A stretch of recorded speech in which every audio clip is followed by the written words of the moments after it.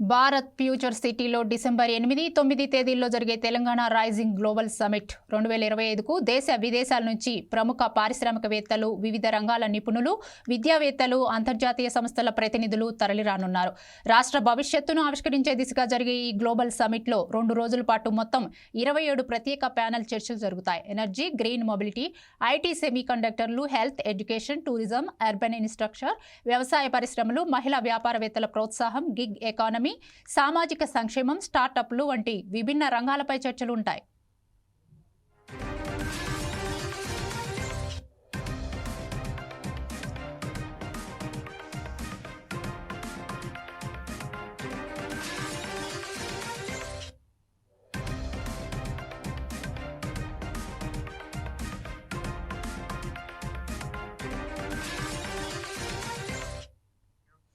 హైదరాబాద్లో జరగనున్న Telangana rising global summit ఏర్పాట్ల పనులు పైన సీఎం రేవంత్ మంత్రులు బట్టి బొంగులేటి సమీక్ష సమావేశం నిర్వహించారు. ఈ మేరకు సమిట్ కోసం ఏర్పాటు చేసిన వార్ రూమ్ను రేవంత్ సందర్శించారు. ఈ సందర్భంగా ఈ నెల 8 నుంచి భారత్ ఫ్యూచర్ సిటీలో జరగబోయే తెలంగాణ రైజింగ్ గ్లోబల్ సమిట్ పూర్తిగా ఆర్థిక సదస్సు అని రేవంత్ తెలిపారు. రాబోయే 20 ఏళ్లలో రాష్ట్ర ఆర్థిక వృద్ధి, అభివృద్ధి ప్రణాళికను ప్రతిబింబించే తెలంగాణ రైజింగ్ 2047 విజన్ డాక్యుమెంట్ను ఆవిష్కరించడం ఈ సదస్సు ప్రధాన లక్ష్యమని సీఎం రేవంత్ స్పష్టం చేశారు. దేశవ్యాప్తంగా విమానాల రద్దు నేపథ్యంలో విమాన సౌకర్యాలపై ఎటువంటి ఇబ్బందులు రాకుండా తగిన చర్యలు తీసుకోవాలని సీఎం అధికారులను ఆదేశించారు.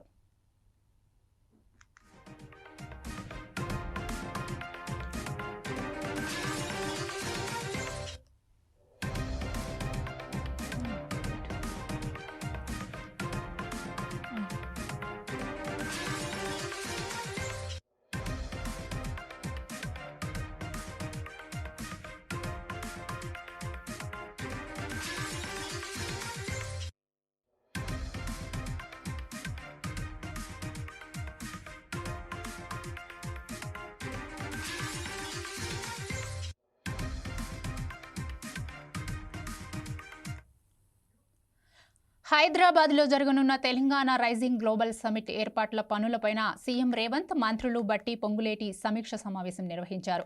ఈ మేరకు సమిట్ కోసం ఏర్పాటు చేసిన వార్ రూమ్ను రేవంత్ సందర్శించారు.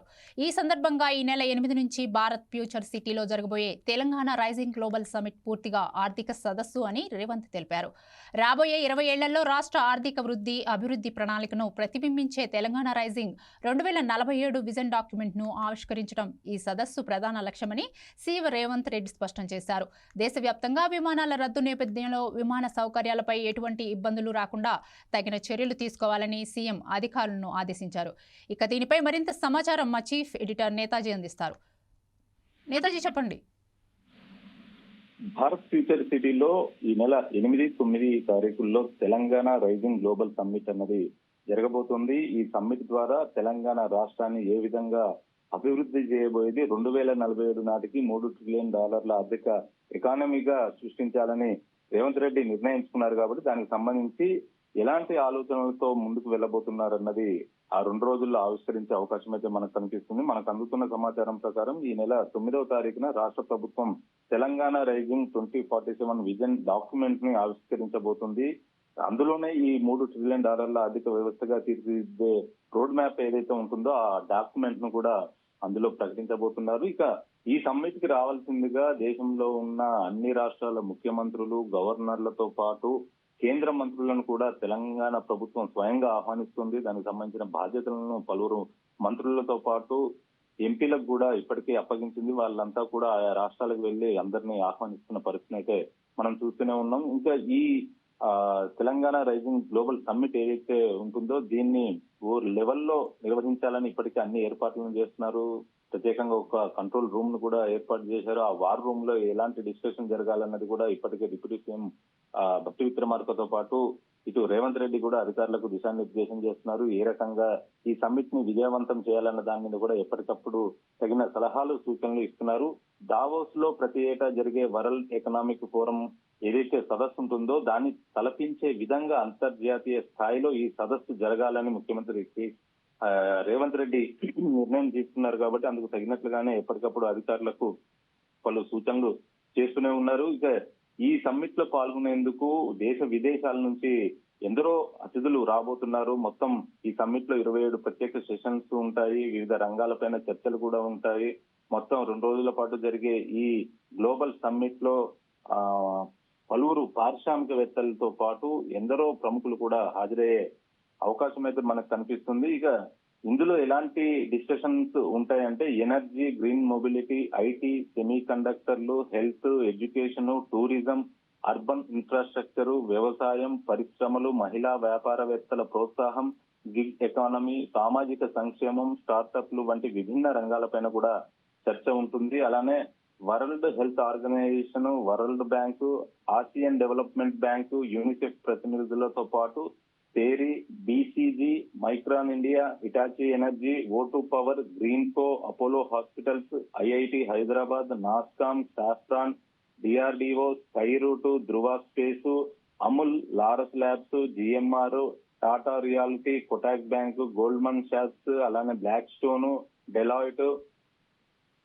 Capital, Swiggy, AWS, RED health, PVR INOX, Sikhya entertainment, Taj hotels వంటి ప్రముఖ సంస్థల ప్రతినిధులు కూడా ఈ సమ్మిట్ లో పాల్గొనబోతున్నారు. ఇప్పటికే వీటికి సంబంధించిన షెడ్యూల్ కూడా ఖరారైంది. అలానే ప్రముఖులకు సంబంధించి కనుక చూస్తే పివి సింధు, అనిల్ కుంబ్లే, పుల్లేల గోపిచంద్, గగన్ నారంగ్, గుత్తా జ్వాల వంటి క్రీడాకారులు కూడా ఇందులో పాల్గొంటారు. సినిమా డైరెక్టర్లకు సంబంధించి సినీ రంగం నుంచి కనుక చూస్తే రాజమౌళి, రితేష్ దేశ్ముఖ్, సుకుమారు, గునీత్ మోంగా, అనుపమ చోప్రా వంటి సినీ ప్రముఖులు కూడా ఈ కార్యక్రమంలో పాల్గొని creative century, soft power and entertainment అనే చర్చ ఉంటుంది. అందులో వీళ్ళంతా కూడా తమ అభిప్రాయాన్ని అయితే పంచుకోబోతున్నారు. ఈ రకంగా 2 రోజుల పాటు నిర్వహించే ఈ సమ్మిట్ ఏదైతే ఉందో దీన్ని దిగ్విజయం చేసి ప్రపంచ చూపుని తెలంగాణ వైపు మరలించాలన్నదే రేవంత్ రెడ్డి ఏకైక లక్ష్యంగా కనిపిస్తుంది. అందుకు అనుగుణంగానే అన్ని ఏర్పాట్లను కూడా చేస్తున్నారు. దీని ద్వారా ఆర్థికంగా తెలంగాణ రాష్ట్రాన్ని మరింత బలోపేతం చేయాలన్న ఏకైక లక్ష్యంతో వెళ్తున్నారు. ఆ జీడిపిలో తెలంగాణ రాష్ట్రం నుంచి జిఎస్డిపి కూడా ఎక్కువగా ఉండాలన్న తలంపుతోటి ఈ సదస్సును అయితే నిర్వహిస్తున్నారు. 8, 9 తారీఖుల్లో భారత్ ఫ్యూచర్ సిటీలో తెలంగాణ రైజింగ్ గ్లోబల్ సమ్మిట్ అయితే జరగనుంది. అందులో ఈ సదస్సుకు ప్రత్యేకత ఏంటి నేతాజీ? ఈ సదస్సుకు సంబంధించి కనుక చూస్తే మొత్తం పారిశ్రామికవేత్తలు దాదాపు 42 దేశాల నుంచి హాజరు కాబోతున్నారు.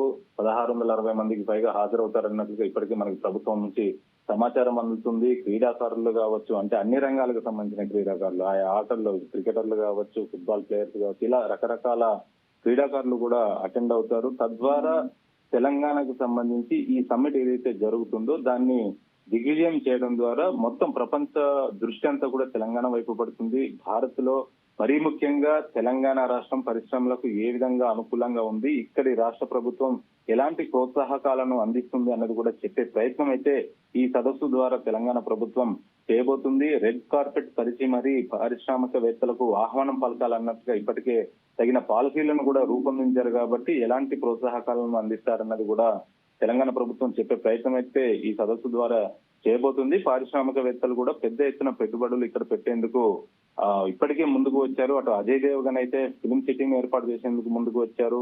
అలానే రిలయన్స్ కు సంబంధించిన అంబానీ కావచ్చు, వీళ్ళంతా కూడా ఇక్కడ వంతారా, వైల్డ్ లైఫ్ శాంక్చురీ ఇలాగా కొన్ని తమ సంస్థల నుంచి పెట్టే అవకాశం అయితే ఉంది. దానికి సంబంధించిన మెమోరాండమ్ ఆఫ్ అగ్రిమెంట్స్ ఏవైతే ఉంటాయో ఆ ఎంఓయూలు కూడా తెలంగాణ ప్రభుత్వంతో అయితే చేసుకోబోతున్నారు. పెద్ద ఎత్తున పారిశ్రామిక వేత్తలు ఈ సదస్సుకు వస్తారు. అలానే వేలల్లో లక్షల్లో పెట్టుబడులు పెట్టేందుకు ఇప్పటికే సుముఖత వ్యక్తం చేశారు. కాబట్టి దానికి సంబంధించిన అన్ని అంశాలు కూడా ఆ సమ్మిట్ లో చర్చించి అవగాహన ఒప్పందాలు అయితే కుదుర్చుకొని ఉన్నారు. అంజలి, థ్యాంక్ యూ నేతాజీ.